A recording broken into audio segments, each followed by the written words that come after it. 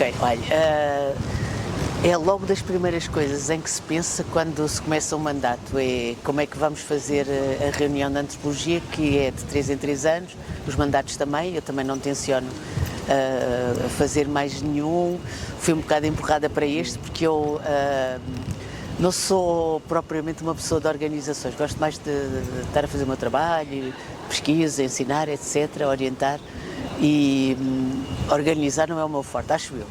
Mas pensei logo no quanto é interessante ter a reunião fora dos centros académicos a que estamos habituados. Quando se fazem em Lisboa, um pouco em Coimbra também fizemos, dentro de uma grande universidade, já sabemos com o que contamos e acabamos por não romper muito com a nossa rotina de ter uns dias só dedicados a isto. Quando somos transportados para outro lugar, como aconteceu em Vila Real, na UTAD, foi uma experiência muito interessante.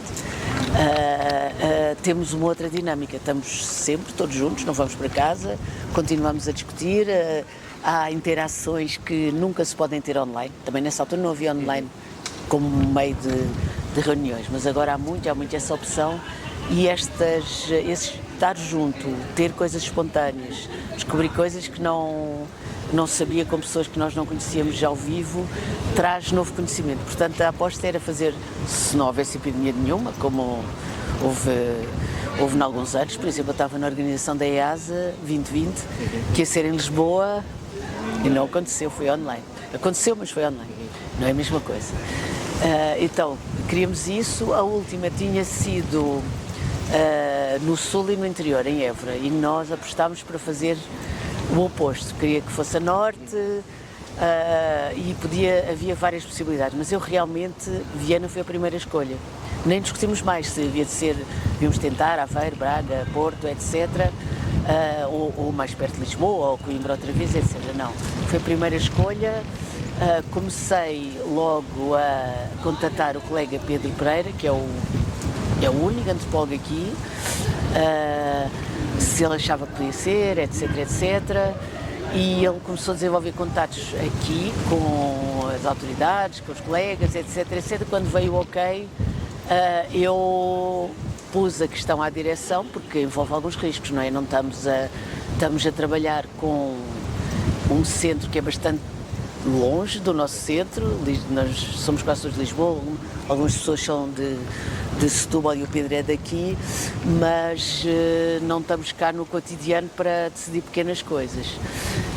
Mas quando vimos que havia empenho por parte do IPVC em acolher o encontro, achámos o máximo. Viemos fazer uma visita técnica, achámos as instalações fantásticas, como pode ver, são mesmo muito boas, e a disposição das pessoas também muito boa.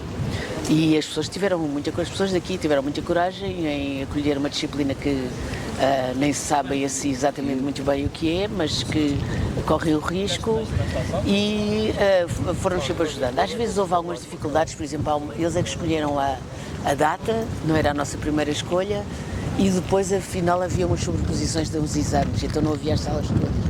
Mas aí logo apareceu, por magia do Pedro e dos contatos que tem aqui, a Escola de Monserrate, que se associou a nós, não sei se já lá foram, tem instalações fabulosas e tem um museu, etc. Portanto, essa parte ficou resolvida.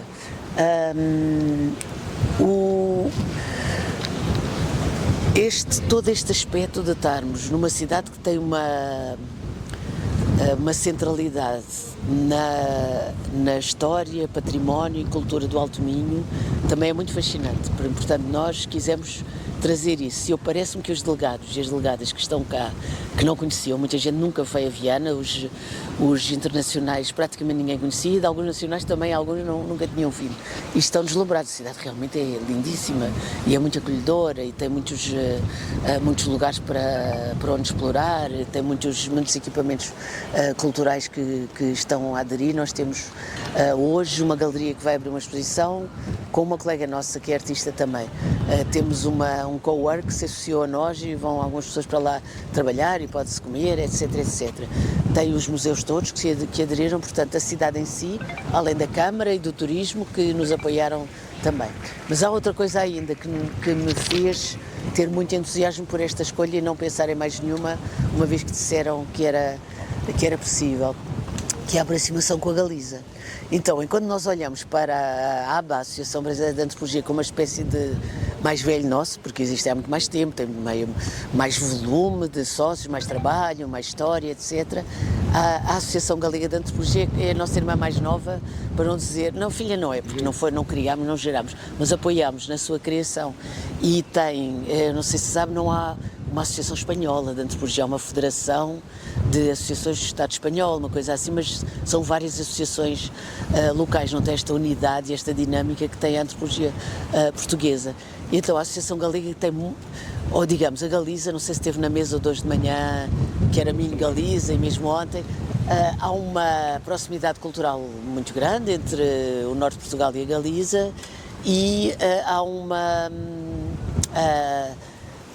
enfim, não pode ser uma irmandade, mas um desejo de mais comunicação e identidade, e nós, não era o meu mandato, foi no mandato anterior, no da Clara, que se criou esse apoio à Agantro. Portanto, a Agantro foi criada com a nossa ajuda.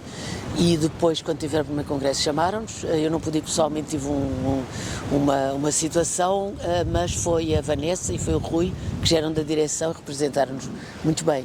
E a partir daí, sempre que podemos, temos representação galega nas nossas coisas. Portanto, essas duas... Está gente de todo o mundo, está gente de países africanos, América do Sul, Brasil, Chile, México, etc, etc. Está gente dos Estados Unidos, está gente da Islândia, da Sibéria, da Ásia toda, da China, mas nós temos assim uma espécie de eixos de conexão mais próximos, tanto com o Brasil, que tem cheio de colegas brasileiros a trabalhar, não é só vir conhecer Viana, e agora também de colegas da Galiza que estão a contribuir para estas conexões. Eles têm a reunião deles, independentemente.